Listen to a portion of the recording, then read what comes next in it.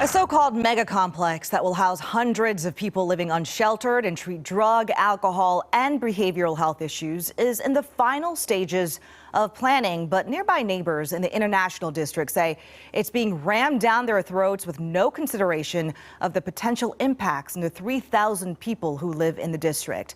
Fox 13's Matt Markovich shows us what's being planned and why it is so controversial. And this is the center point of the controversy. Airport Way and 6th Avenue South in Seattle's SoDo District, a mega city block owned on both sides by King County that's going to become a center point, a mega complex for homeless services. Said someone out there, we would call it arson out there. Sherry shows me where someone from outside the fence set tents on fire 2 nights ago. If they're just trying to burn these people out because they're homeless and they feel that it might be a menace in society, but they are human too, and it's not a menace. We're not menaces. The unauthorized camp is on property where a 270-bed temporary COVID recovery center opened 2 years ago. It's now a permanent King County homeless shelter. The county has leased the entire block and is planning to add 150 beds to that shelter, a tiny house village, a lot for people living in RVs, a behavioral health facility, and a sobering center. I'm so f***ing angry.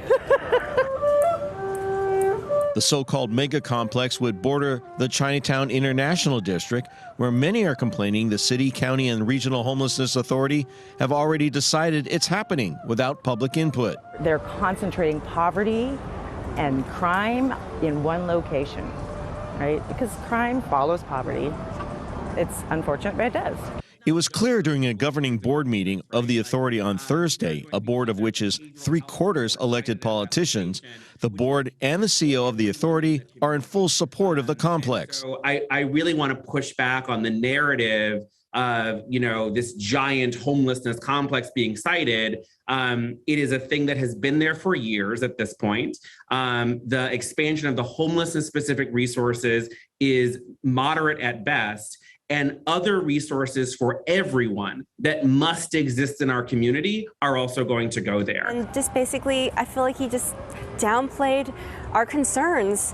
Tanya's family runs a hotel in the CID. Because Sherry has no idea if her camp is going to be not cleared or removed or swept, the new term by the board and the CEO is encampment resolution. We have a policy of not talking about which encampments are classed for resolution for a whole host of reasons. So I'm afraid I can't be more publicly specific than that. These people have been waiting for some support for a long time. In Seattle, Matt Markovich, Fox 13 News.